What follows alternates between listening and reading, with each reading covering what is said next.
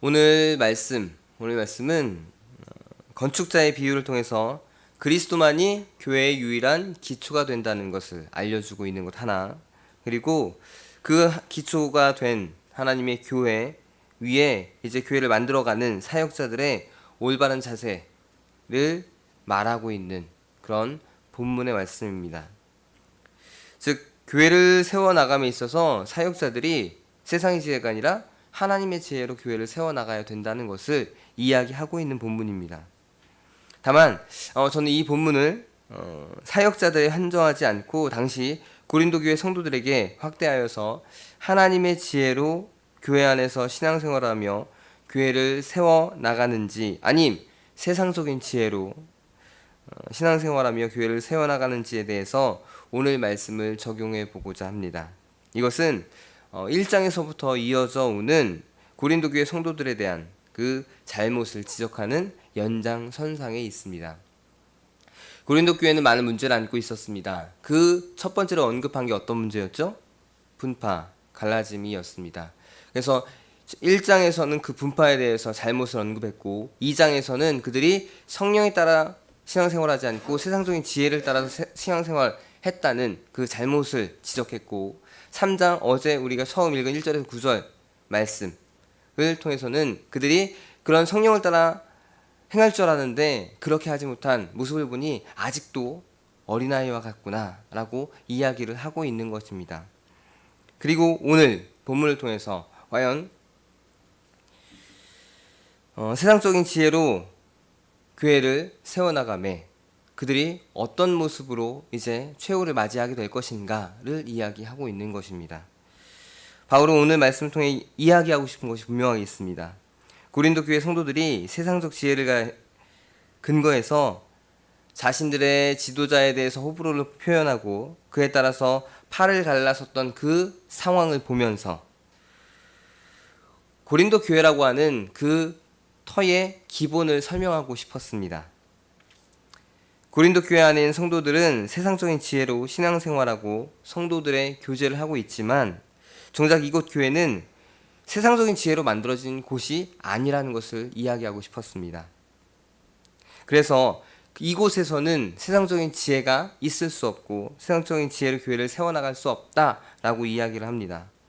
사도 바울이 처음 이 교회의 터를 닦았을 때 그 근본을 이렇게 설명을 합니다.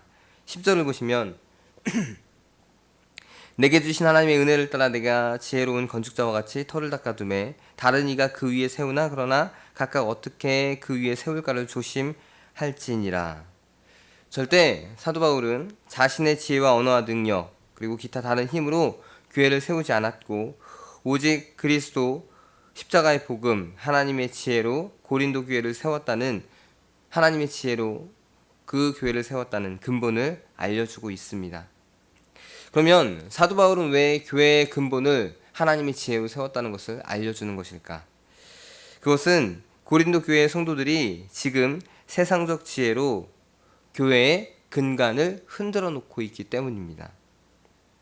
바울은 하나님의 교회를 그곳 고린도에 세움에 절대 자신의 힘, 지혜를 사용하지 않았습니다. 오직 예수 그리스도의 십자가 또한 그 하나님께서 인간들에게 뜻하신 복음, 그 복음으로만 세웠습니다. 그렇기에 이곳에서는 십자가의 복음이 기초가 된 그 모든 사역자들의 사역과 성도들의 교제만이 있어야 한다는 것입니다. 바울을 뒤이어서 고린도 교회를 섬긴 사역자는 아볼로였습니다. 아볼로 역시 그의 지혜로 교회를 운영하지 않았고 터가 닦여진 고린도 교회 건물을 하나님의 지혜로 또한 운영하며 세워가게 됩니다. 그런데 안타깝게도 사역자들은 이렇게 그리스도로 교회의 터를 닦고 또한 그리스도로 교회를 세워나가고 있지만 지금 교회 성도들은 세상적인 지혜를 바탕으로 한 신앙으로 말미암아 그 교회의 근본 예수 그리스도가 무너지고 있는 상황에 처해 있습니다. 분파의 모습이 그 근본 예수 그리스도의 피값으로 세운 교회를 무너뜨리고 있다는 이야기를 사도 바울이 하고 있습니다. 그러면서 이것까지 이야기합니다. 이 상황 속에서 사도 바울은 교회의 근간을 무너뜨리는 그 성도들의 행위에 대해서 심판을 이야기합니다. 교회의 근간은 하나님의 지혜고 또한 예수 그리스도입니다. 예수 그리스도의 피값으로 세워진 교회이기에 주님의 말씀과 지혜로 분명하게 교회가 세워져야 했지만 사역자들의 그러한 노력에도 불구하고 당시 성도들은 하나님의 지혜가 아니라 세상의 지혜로 교회를 세워가고자 했습니다.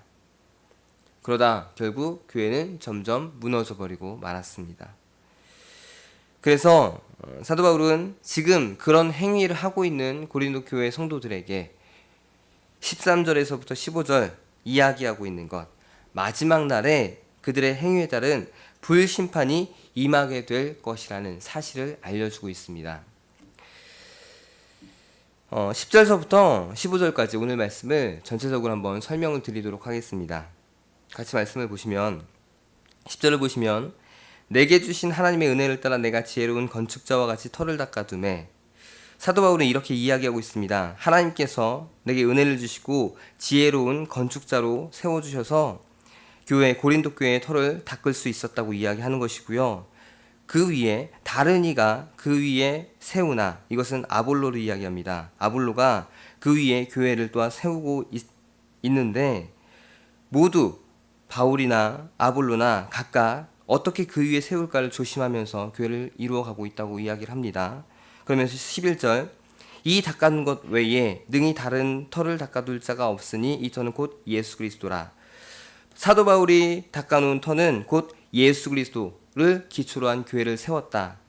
그리고 그 기초 외에는 다른 기초가 있을 수가 없다는 것을 11절에 이야기합니다. 그러면서 12절 만일 누구든지 금이나 은이나 보석이나 나무나 풀이나 짚으로 이 터 위에 세우면, 일단 세 개씩 나눠서 생각을 하셔야 됩니다. 금이나 은이나 보석은 타지 않는 것입니다. 이것은 하나님의 지혜를 상징합니다.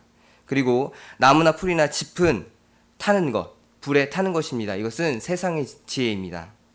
만일 누구든지 하나님의 지혜나 세상의 지혜로 이 교회 위에 이제 교회를 만들어 간다고 한다면, 13절 각 사람의 공적이 나타날 터인데 그날이 공적을 밝히리니 이는 불로 나타내고 그 불이 각 사람의 공적이 어떠한 것을 시험할 것이라. 즉 심판에 대해서 이야기하고 있습니다. 불심판이 있게 될 건데 그 불심판 때에 14절 만일 누구든지 그 위에 세운 공적이 그대로 있으면 상을 받고, 세운 공적이 그대로 있다는 것은 불에 타지 않았다는 것을 의미합니다. 그러면 위에 12절에 보시면 불에 타지 않는 것은 무엇입니까? 금이나 은이나 보석, 이것은 무엇을 의미합니까? 하나님의 지혜입니다. 하나님의 지혜로 교회를 세운 자들은 공적이 불심판 때에 심판을 받지 않을 것이고, 15절 누구든지 그 공적이 불타면 해를 받는다. 즉 12절에 나무나 풀이나 짚으로 교회의 터 위에 교회를 세워가면, 즉 세상적인 지혜로 교회를 세워가면 15절 그 공적이 불을 타서 해를 받을 것이다 라고, 심판을 받게 될 것이라고 이야기합니다.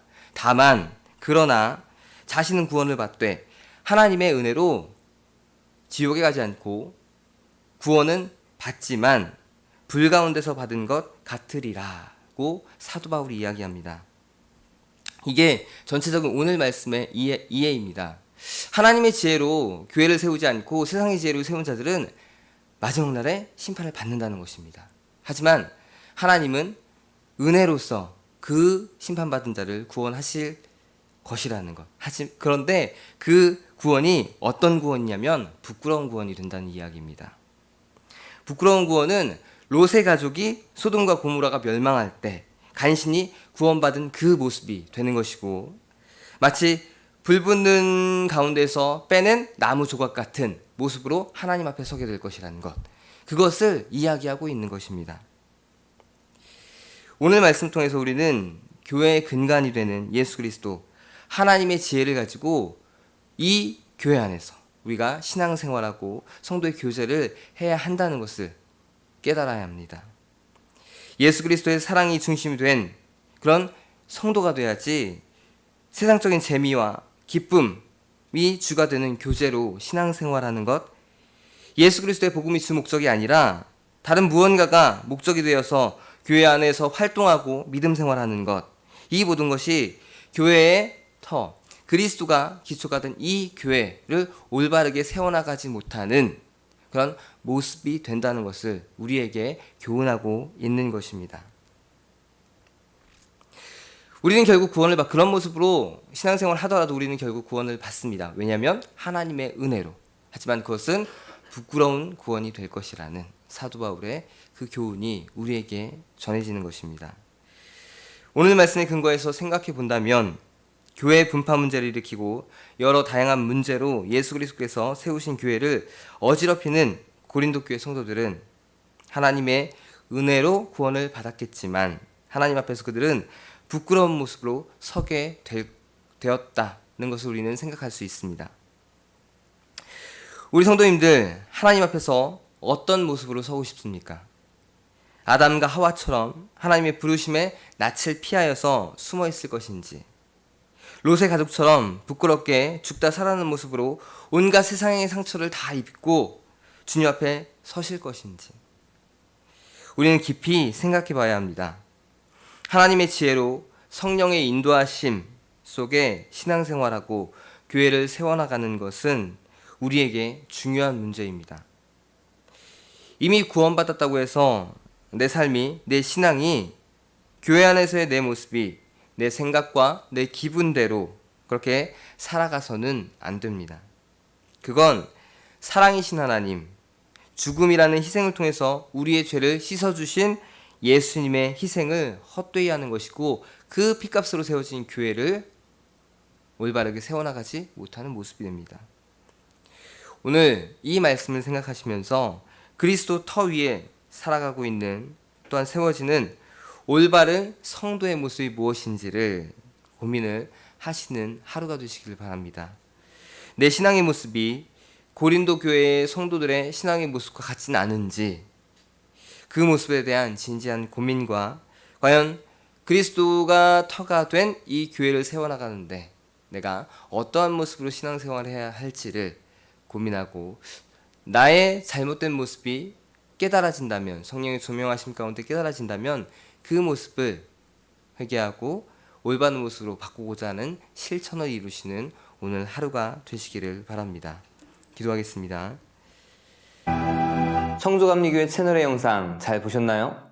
저희 교회 예배에 함께 참여하고 설교 및 다양한 영상을 보고 싶으시다면 화면 오른쪽을 눌러 청주감리교회 채널을 구독해 주시기 바랍니다. 주일, 수요일 새벽 예배 라이브 방송과 지난 설교, 그리고 교육부서의 예배 등 다양한 소식에 빠른 알람을 받으실 수 있습니다.